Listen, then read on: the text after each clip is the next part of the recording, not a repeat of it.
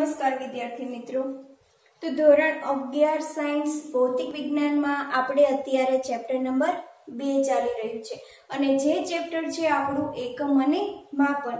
તો આ એકમ અને માપન ચેપ્ટરમાં આગળના વિડિયો લેક્ચરમાં આપણે ઉદાહરણના 2 દાખલાઓ અને સ્વાધ્યાયના 2 દાખલાઓ વિશેની વાત કરી ગયા છીએ। હવે આજના વિડિયો લેક્ચરમાં આપણે શેનો અભ્યાસ કરવાનો છે તો થિયરી થોડીક આગળ ચલાવીશું। तो आजना वीडियो लेक्चर में आपणे जोईशुं कि अंकगणितीय गणतरीना परिणामों में अनिश्चितता नक्की करवा माटेना नियमो। तो कई थियरी आगळ आपेली छे तो एना उदाहरण चलाए एना पछीनी थियरी आपणे जोईशुं। तो थियरी कई छे अंक गणितीय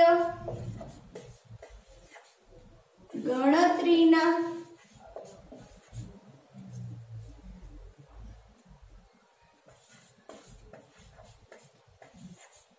परिणामों अनिश्चितता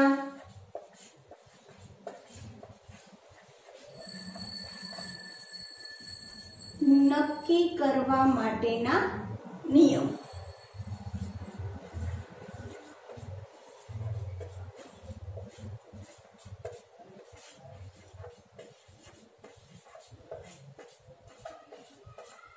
कई थियरी नो अभ्यास करवाना छीए कि अंक गणितीय गणतरीना परिणामों अनिश्चितता नक्की करवा माटेना नियमो।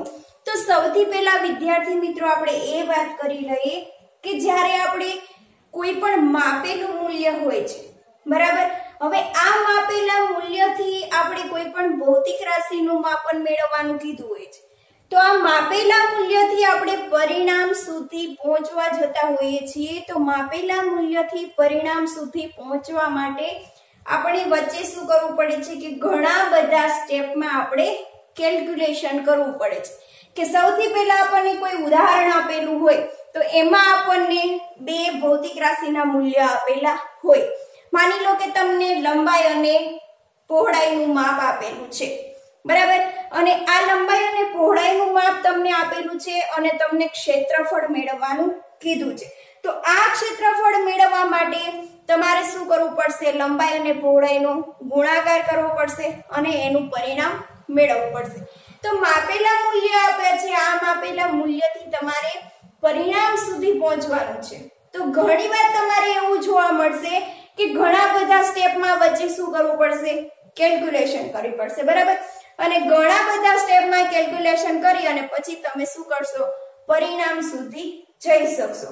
તો આવા ઘણા બધા સ્ટેપમાં કેલ્ક્યુલેશન કરી તો આવી ગણતરીને શું કહેવાય બહુપદીય ગણતરી કહેવામાં આવે છે। અને આ બહુપદીય ગણતરીમાં વચ્ચેના જે સ્ટેપમાં આપણે કેલ્ક્યુલેશન કરી હોય છે તો વચ્ચેના સ્ટેપમાં કેલ્ક્યુલેશન કરી હોય છે ઈ વચ્ચેના સ્ટેપ છે એને આપણે શું કહીશું इंटरमीडिएट कैलकुलेशन बराबर। तो જોઈએ કે આવું કેવી રીતે થાય છે તો એક ઉદાહરણ દ્વારા સમજીએ કે માની લો કે તમને કોઈ પણ x નું મૂલ્ય આપેલું છે શું કીધું છે x નું મૂલ્ય આપેલું છે અને પછી તમારે મેળવવાનું છે 1/x એના પછી તમારે મેળવવાનું છે 1/1/x અને આ શું થઈ જશે x મળી જશે બરાબર। 1/1/x તો x ઉપર જતો જાય એટલે તમને શું થાય પાછું x મળી જાય। તો આ તમારી કેલ્ક્યુલેશન કેવી થઈ છે બહુપદીય કેલ્ક્યુલેશન કે તમારે ઘણા બધા પદમાં શું કરવું પડશે કેલ્ક્યુલેશન કરવું પડશે અને પછી તમે પરિણામ સુધી પહોંચી શકશો बराबर। तो आ जे वच्चेना जे स्टेप आपेला छे 1/x एने शुं कहेशुं इंटरमीडिएट कैलक्युलेशन एने शुं कहेवाय इंटरमीडिएट એટલે કે વચ્ચેના જે સ્ટેપ આપેલા છે એની કેલ્ક્યુલેશન। તો 1/x થી તમને કયું પદ આપેલું છે इंटरमीडिएट कैलक्युलेशन। હવે x નું મૂલ્ય માની લો કે તમને આપેલું છે 9 9.58 કેટલું આપેલું છે x નું મૂલ્ય તમને આપેલું છે 9.58 હવે તમારે આગળના સ્ટેપમાં શું કરવાનું છે તો આગળના સ્ટેપમાં તમારે 1/x કરવાનું છે તો 1/x એટલે 1/9.58 કરીએ તો 1/9.58 એટલે એનો જવાબ તમને શું મળે છે 0.104384 0.104384 કે x નું મૂલ્ય 9.58 આપેલું છે હવે તમારે 1/x 1/x કરવાનું છે એટલે તમે 1/માં શું કરશો 9.58 કરશો તો 1/9.58 કરો છો ત્યારે તમને જવાબ મળે છે 0.104384 હવે જો આ 9.58 માં કેટલા સાર્થક અંક આપેલા છે 3 સાર્થક અંક આપેલા છે તો આ જે તમને મૂલ્ય મળ્યું છે એમાં તમારે ક્યાં સુધી તમે રાઉન્ડ ઓફ કરશો 3 સાર્થક અંક સુધી કરશો તો આ 0 છે એ સાર્થક અંક નથી હવે 1 0 અને 4 એટલે તમે અહીંયા સુધી શું કરશો રાઉન્ડ ઓફ કરશો બાકીના 3 8 4 1 એને તમારે શું કરવાના છે કાઢી નાખવાના છે તો 3 છે એ કેવો છે 5 કરતા નાનો તો કોઈ પણ પ્રકારનો ફેરફાર થશે નહીં અને ડાયરેક્ટ નીકળી જશે તો આનો જવાબ તમને મળશે 0.104 આ તમને શેનો જવાબ મળ્યો 1/x બરાબર તો આ આન્સર છે 1/x હવે તમારે શું કરવાનું છે તો આગળના સ્ટેપમાં તમારે 1/1/x કરવાનું છે તો 1/1/x એટલે આ મૂલ્ય મૂકી દો તો 1/માં શું થઈ જશે 0.104 તો 1/0.104 કરો તો એનો તમને જવાબ શું મળશે 9.61538 9.61538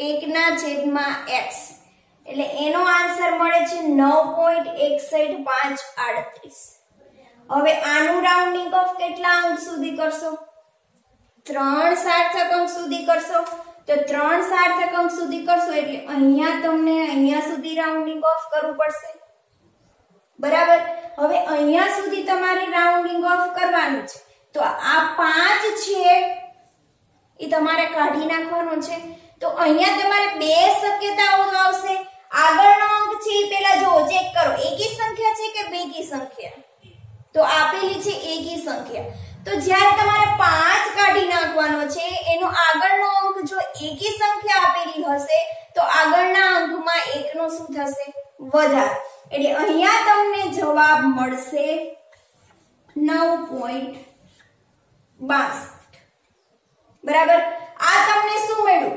1/1/x એટલે તમને મળ્યું x નું મૂલ્ય x છે એ શું થાય ઉપર જતો રહે તો આ x નું મૂલ્ય તમને મળ્યું છે 9.62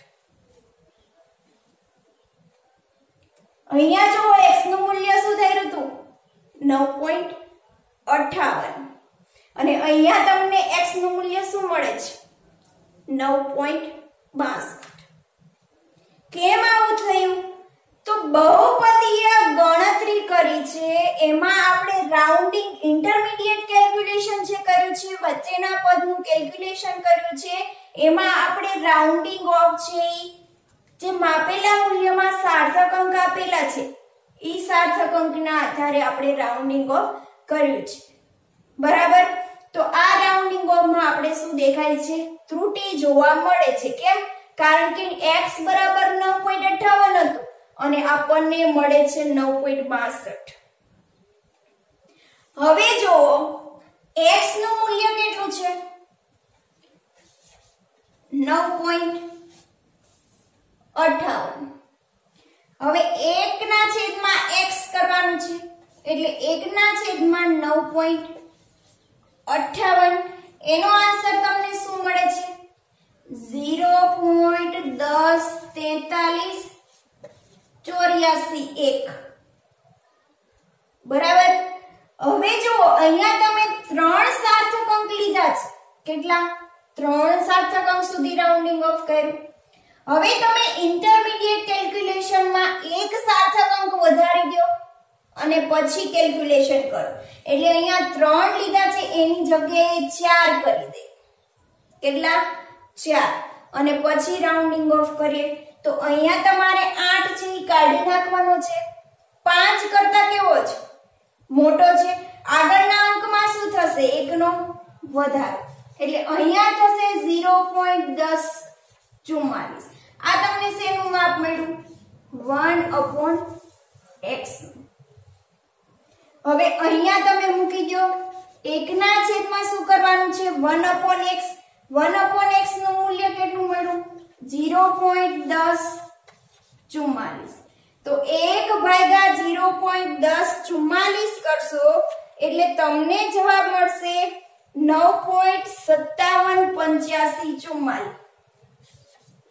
9.578544.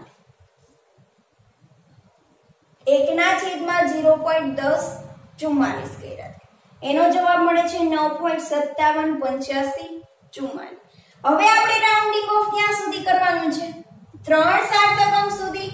તો અહીંયા 3 સાર્થક અંક સુધી રાઉન્ડિંગ ઓફ કરી એટલે 8 છે એ આપણે કાઢી નાખવાનો છે. શું કરવાનો છે? કાઢી નાખવાનો છે. 8 છે એ 5 કરતા કેવો છે? મોટો આપેલો છે. તો આગળના અંકમાં શું થશે? 1 નો વધારો.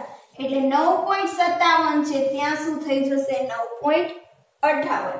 તો અહીંયા તમને x નું મૂલ્ય શું મળે છે? 9.58. જો અહીંયા તમારે રાઉન્ડિંગ ઓફમાં એરર કેમ આવી? તો જ્યારે બહુપદીય તમને ગણતરી આપેલી હોય, ઘણા બધા સ્ટેપમાં તમારે કેલ્ક્યુલેશન કરવાની હોય, ત્યારે જે ઇન્ટરમીડિયેટ કેલ્ક્યુલેશન છે કે જે વચ્ચેનું પદ આપેલું છે એ વચ્ચેના પદમાં તમારે શું કરવાનું કે જેટલા સાર્થક અંક હોય ને એના કરતા તમારે શું કરવાનું? એક સાર્થક અંક વધારે રાખવાનો.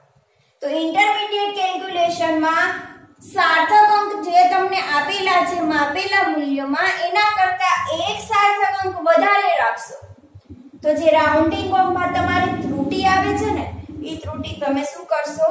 નિવારી શકશો. બરાબર. અહીંયા ઇન્ટરમીડિયેટ કેલ્ક્યુલેશનમાં આપણે 3 સાર્થક અંક રાખ્યા તો આપણને અહીંયા ત્રુટિ જોવા મળી. 9.58 ની જગ્યાએ કેટલું મૂલ્ય મળે છે? 9.62. હવે અહીંયા આપણે માપેલા મૂલ્યમાં જેટલા સાર્થક અંક છે એના કરતા આપણે એક અંક વધારે રાખ્યો. તો એક અંક વધારે રાખવાથી આપણે રાઉન્ડિંગ ઓફમાંથી આપણને જે મૂલ્ય મળે છે એ ત્રુટિનું આપણે શું કરી શકીએ છીએ? નિવારણ લાવી શકીએ છીએ. બરાબર. તો અહીંયા જો તમને એક નવો નિયમ જોવા મળે છે. તો આ નિયમ શું છે કે બહુપદીય ગણતરીમાં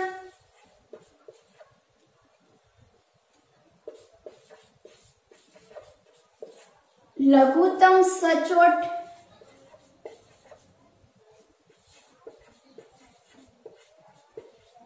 માપનના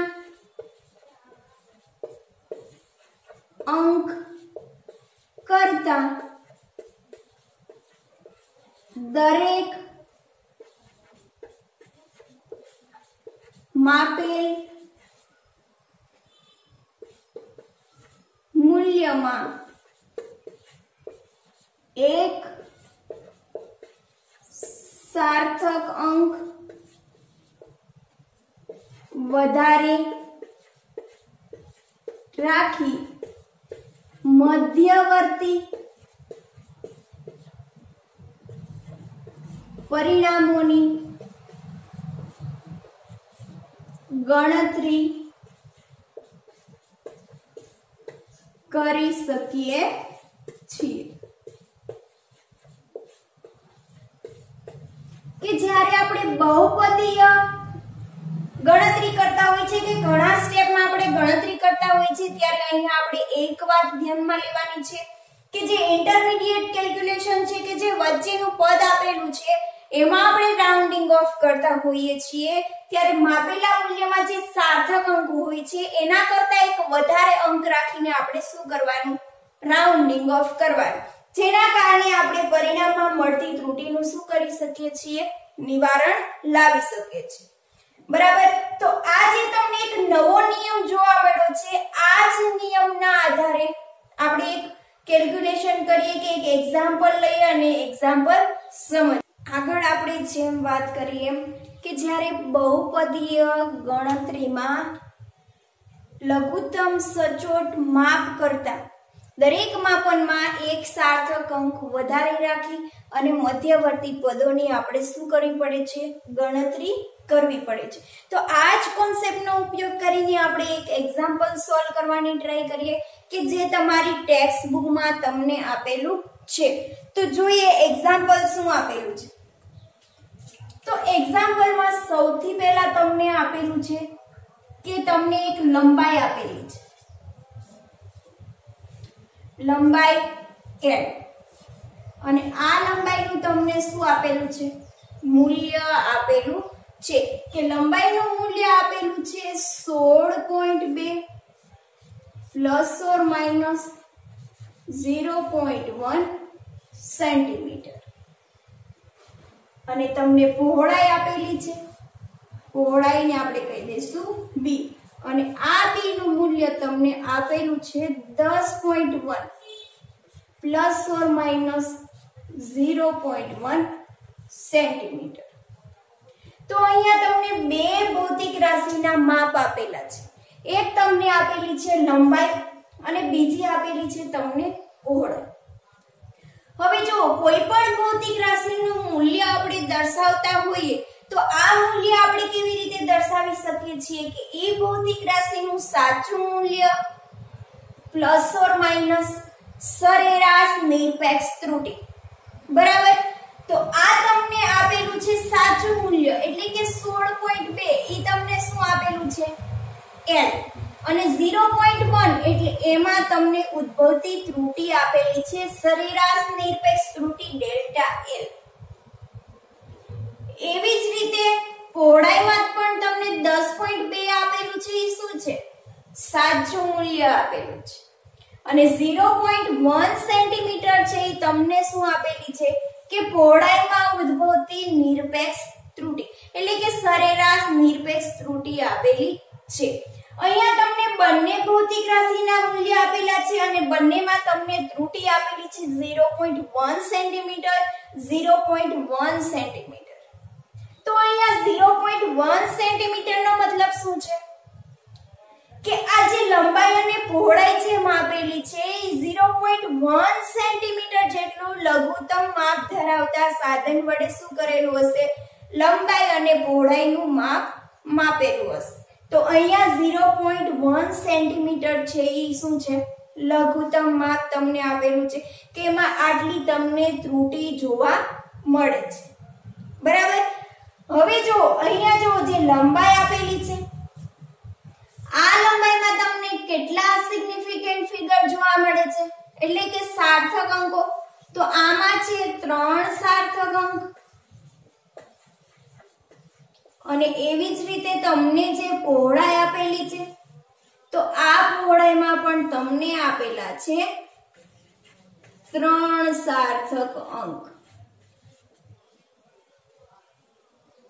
હવે અહીંયા લંબાઈ આપેલી છે અને તમને પહોળાઈ આપેલી છે અને તમને મેળવવાનું કીધું છે ક્ષેત્રફળ શું મેળવવાનું છે ક્ષેત્રફળ મેળવવાનું છે તો ક્ષેત્રફળ એ મેળવશું તો ક્ષેત્રફળ બરાબર શું થશે લંબાઈ ગુણ્યા પહોળાઈ બરાબર હવે જે લંબાઈ અને પહોળાઈ આપેલી છે એમાં તમને ત્રુટી જોવા મળે છે તો આ ક્ષેત્રફળ તમે જે માપશો એમાં પણ તમને શું મળશે ત્રુટી જોવા મળશે તો તો ક્ષેત્રફળ આપણને મેળવવાનું કીધું છે તો ક્ષેત્રફળ બરાબર શું થશે ક્ષેત્રફળનું સાચું મૂલ્ય એટલે કે લંબાઈ ગુણ્યા પહોળાઈ પ્લસ ઓર માઈનસ સરેરાશ નિરપેક્ષ ત્રુટિ એટલે કે જે તમને ક્ષેત્રફળ મળે છે એમાં તમને જે ત્રુટિ જોવા મળતી હોય તમારે શું કરવાની છે મેળવવાની છે કારણ કે લંબાઈ અને પહોળાઈમાં ત્રુટિ આપેલી છે તો તમને ક્ષેત્રફળમાં ત્રુટિ તો મળવાની જ છે બરાબર તો આ ક્ષેત્રફળ મેળવવા માટે આપણે શું કરવું પડશે તો સૌથી પહેલા આપણે સાચું મૂલ્ય મેળવવું પડશે અને એના પછી આપણે શું કરશું ત્રુટિ મેળવશું તો સૌથી પહેલા આપણે મેળવીએ સાચું મૂલ્ય એટલે કે LB LB બરાબર શું થશે L તમને આપેલું છે 16.2 સેન્ટીમીટર અને ગુણાકારમાં B આપેલું છે 10.1 સેન્ટીમીટર હવે 16.2 ગુણ્યા 10.1 બંનેનો ગુણાકાર કરશો એટલે તમને મળશે મૂલ્ય 163.62 સેન્ટીમીટર સ્ક્વેર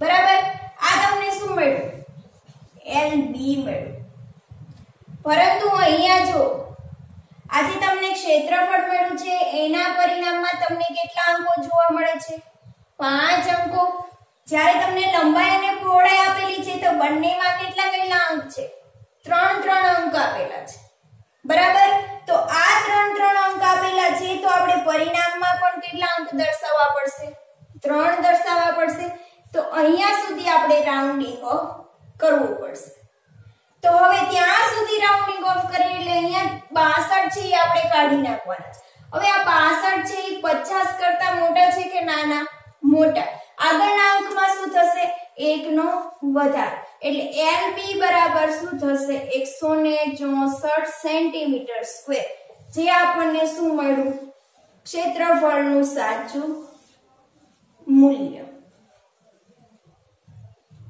હવે આપણે શું મેળવવાનું રહ્યું સરેરાશ નિરપેક્ષ ત્રુટિ બરાબર તો સરેરાશ નિરપેક્ષ ત્રુટિ મેળવવાની છે તો અહીંયા જો ક્ષેત્રફળ મેળવીએ છીએ ત્યારે શું થાય છે બે ભૌતિક રાશિનો અહીંયા થાય છે ગુણાકાર તો આપણે આગળ ભણી ગયા છીએ કે જ્યારે બે ભૌતિક રાશિનો ગુણાકાર કરવામાં આવે છે ત્યારે એમાં ઉદ્ભવતી ત્રુટિ કેવી રીતે આપણે મેળવીએ છીએ તો જે આપણે ક્ષેત્રફળમાં ત્રુટિ મળે છે એટલે કે ડેલ્ટા a ના છેદમાં a ક્ષેત્રફળમાં ઉદ્ભવતી ત્રુટિ મેળવવાની છે તો ડેલ્ટા a ના છેદમાં a બરાબર શું થશે ડેલ્ટા l ના છેદમાં l વત્તા ડેલ્ટા b ના છેદમાં શું થઈ જશે b બરાબર કે જ્યારે બે ભૌતિક રાશિનો ગુણાકાર કરવામાં આવે છે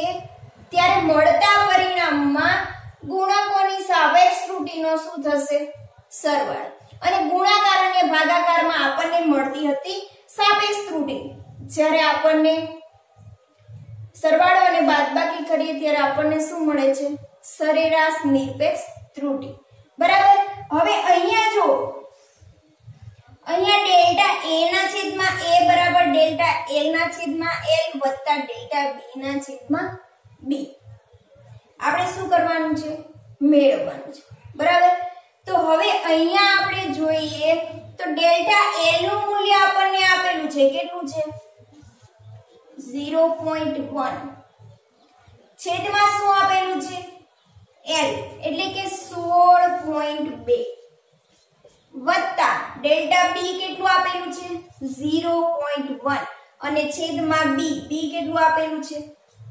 10.1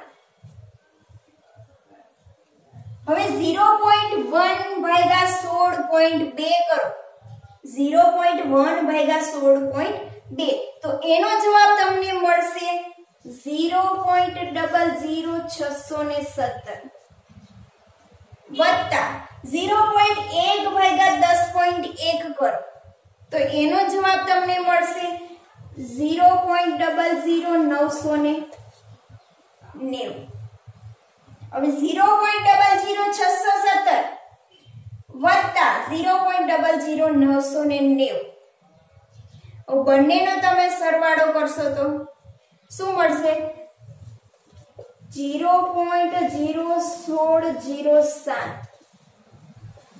સેન્ટીમીટર સ્ક્વેર બરાબર સોરી અહીંયા ત્રુટી છે એટલે 0.016 ને 17 હવે અહીંયા જો આજે તમને ત્રુટી મળી છે બરાબર તો હવે આ ત્રુટીમાં તમે જો 0.01617 એટલે કે 0.01 માં તમારે માપ મેઝર થાય છે અહીંયા તમને ક્ષેત્રફળ આપેલું છે કેટલું છે 164 સેન્ટીમીટર સ્ક્વેર કે અહીંયા તમને ક્ષેત્રફળ મળે છે કોઈ દશાંશ ચિહ્ન વાળી સંખ્યા નથી દશાંશ ચિહ્ન વગરની સંખ્યા છે તો આ જે તમને ક્ષેત્રફળ મળ્યું છે એનું લઘુત્તમ માપ કેટલું હશે 1 સેન્ટીમીટર સ્ક્વેર તો આનું તમે ઓછામાં ઓછું માપ કેટલું કરી શકો 1 સેન્ટીમીટર સ્ક્વેર સુધીનું કરી શકો અહીંયા તમને જે ત્રુટી મળે છે એ તમને 0.01 માં મળે છે બરાબર તો આ ત્રુટી આપણે છે અહીંયા મેળવી શકીએ નહીં આ જે ક્ષેત્રફળ મળે છે એનું લઘુત્તમ માપ તમારે કેટલું હોવું જોઈએ કાં તો 1 સેન્ટીમીટર સ્ક્વેર હોવું જોઈએ કાં 2 સેન્ટીમીટર સ્ક્વેર કાં 3 સેન્ટીમીટર સ્ક્વેર તો અહીંયા તમારે શું કરવું પડશે કે જે તમને ક્ષેત્રફળ મળે છે એની તમારે શું લેવી પડશે પ્રતિશત ત્રુટી લેવી પડશે બરાબર તો અહીંયા આપણે પ્રતિશત ત્રુટી લઈને જવાબ મેળવીએ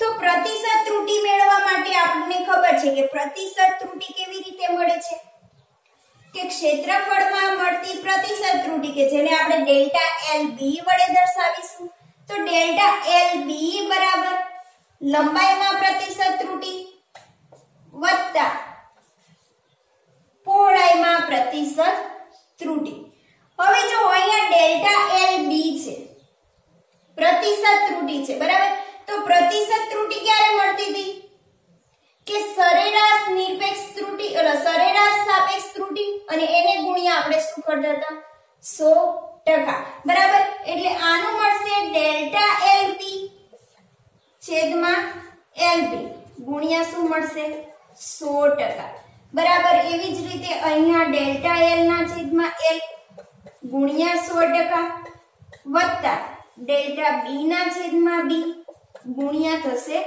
100% હવે અહીંયા ડેલ્ટા L તમને આપેલું છે 0.1 છેદમાં 16.2 ગુણ્યા 100% વત્તા ડેલ્ટા B છે 0.1 છેદમાં 10.1 ગુણ્યા 100% બરાબર અહીંયા આપણે પ્રતિશત ત્રુટી લઈને આન્સર મેળવીશું હવે 0.1 ભાગ્યા 16.2 કરશો અને એને ગુણ્યા તમે શું કરશો 100 તો એનો તમને જવાબ મળશે 0.617284 0.617284 વત્તા 0.1 ભાગ્યા 10.1 ગુણ્યા 100% કરશો એટલે એનો જવાબ મળશે 0.990099 હવે અહીંયા જો આ જે તમને ટર્મ મળ્યું છે એ કેવું છે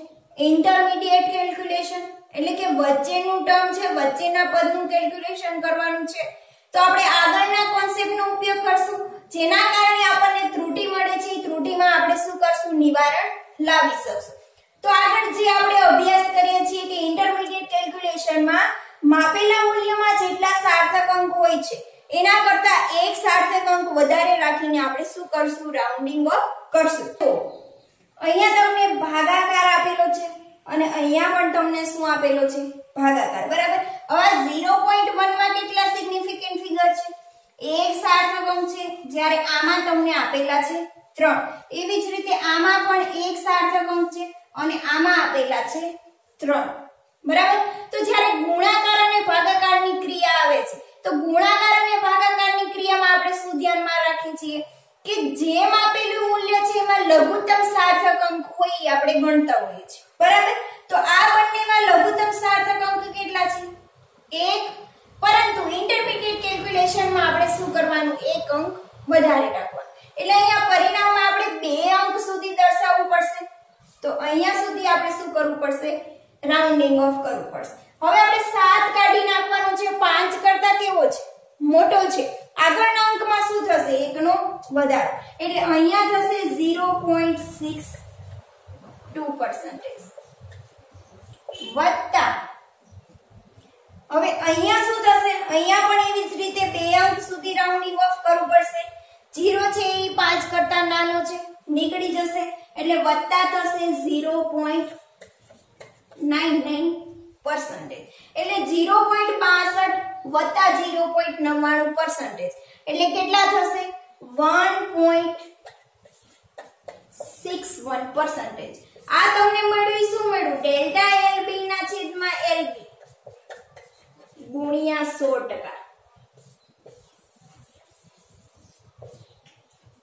હવે આપણે મેળવવાનું શું રહ્યું છે?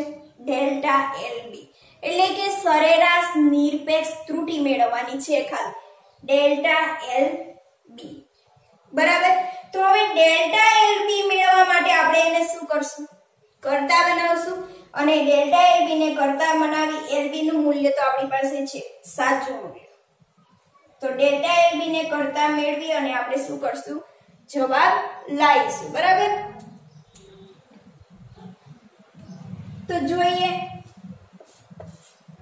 ડેલ્ટા LB ના છેદમાં LB ગુણ્યા શું છે? 100% અને એના બરાબર આપણને શું મળે છે?